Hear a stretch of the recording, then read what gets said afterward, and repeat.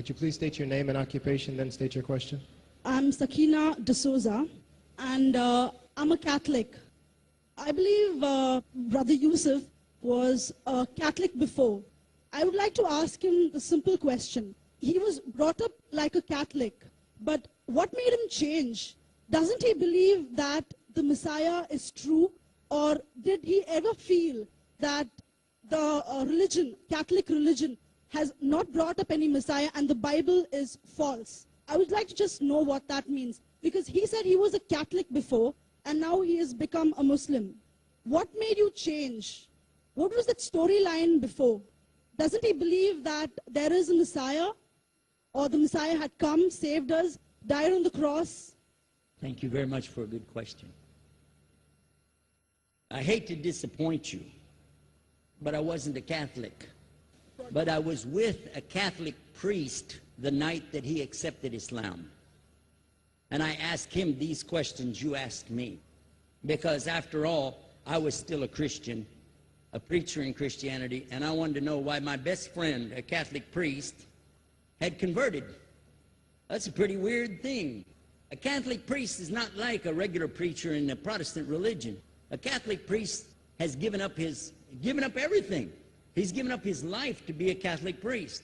When he enters into this realm, he's basically given away everything. He can't have a wife, he can't have children, obviously no grandchildren. He has no home, he just lives in a rectory or wherever they give him a place to stay. And he's sent wherever they tell him to go, do whatever he's told to do, and that's it. And he cannot disobey the Pope, otherwise they can kick him out of the religion, and if they do, he's excommunicated and he goes to hell forever. So how would a person like this want to become one of those Muslim terrorists? That's what I wanted to know. He explained in a very few beautiful words something that I came to learn for myself. He said that he was sincerely in the Catholic religion because he believed in God, that he had studied, his degree was in theology, and a part of the teaching that they as priests have is to study Islam. Every priest is forced to study Islam. Now you may not know that, but you can ask your priest and he'll confirm it. And when you study Islam, even when Islam is taught to you by somebody who hates Islam, as long as they don't corrupt it too far, you can still see the truth in Islam. A classical example happened to me just recently when I was in Saudi Arabia. A friend of mine, very old copy of one of the first Qurans ever translated to English by George Sale. George Sale hated Islam, he hated the Muslims, but when he translated the Quran to English, he was true to the text of the words. Although maybe not getting all the meaning, he certainly was true to the text of the words. I was shocked when I read it. Have you seen it? You know what I'm talking about? Amazing. And listen to this. George Bernard Shaw, for instance, is one of many, a long list of people who read this and realized the truth of Islam. When people see the truth of Islam, it can change them if they want to be guided. If they want the truth, it can change them. You might think, I'm a Catholic, I'll never be anything but a Catholic.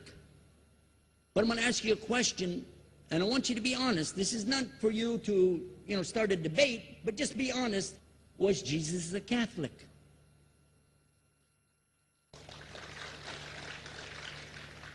And it's not open to debate, so there's no point in opening that up, because you know and I know he wasn't. The Catholic Church was in business about 300 years before Jesus was born. It's on their website. Don't go like this. It's on their website. That's where I took it from. The Catholic Church was really started in Rome by Alexander the Great. Do you know what the word Catholic means? It means universal. It was the universal church for the Roman Empire. If you didn't join it, you could not be a Roman citizen. And it was opposed to the teachings of Judaism and opposed to the teachings of the early Christians for more than 200 and some years.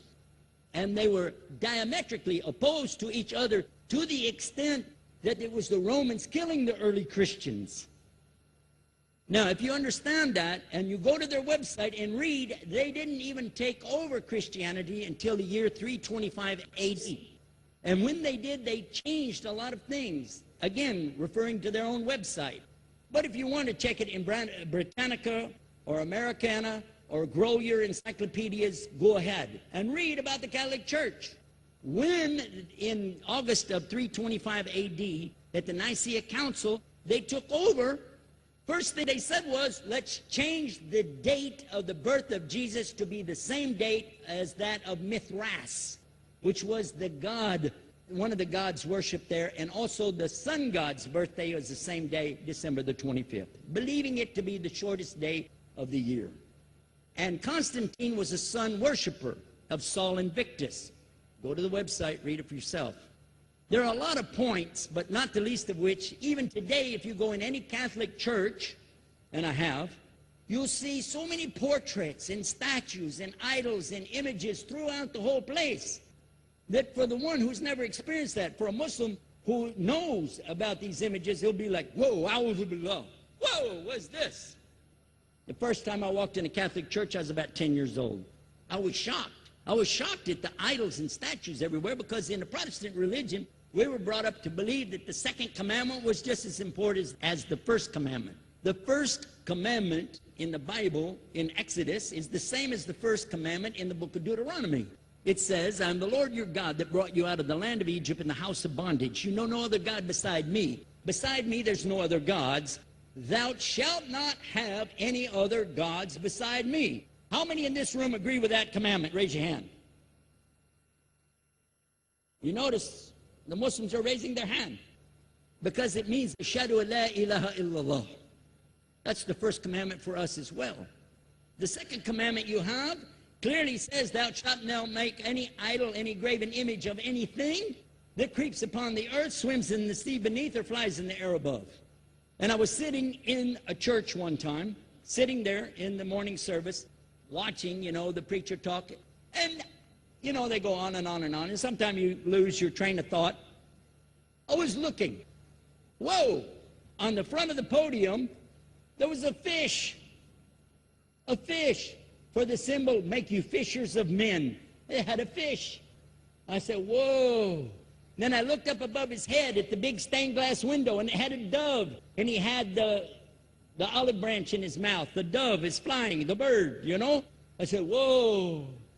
And then I look over here, and there's a cross with a man hanging on it. I said, wow, they didn't miss a single one. They got them all. Something walking on the earth, something swimming in the sea beneath, something flying in the air above. So look at these two things. Clearly, the first two of the 10 commandments, bang, bang, boom. Because if you said God is more than one, where did you get it from?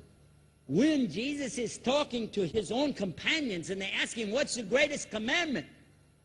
Mark 12:29. Clear.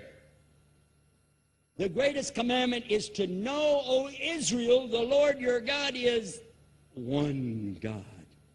And you have to love him with all your heart and all your mind and all your strength. And this is no different from what Prophet Muhammad ﷺ was saying, the same thing to his people. Same thing I mentioned in the lecture. This is certainly for us the same.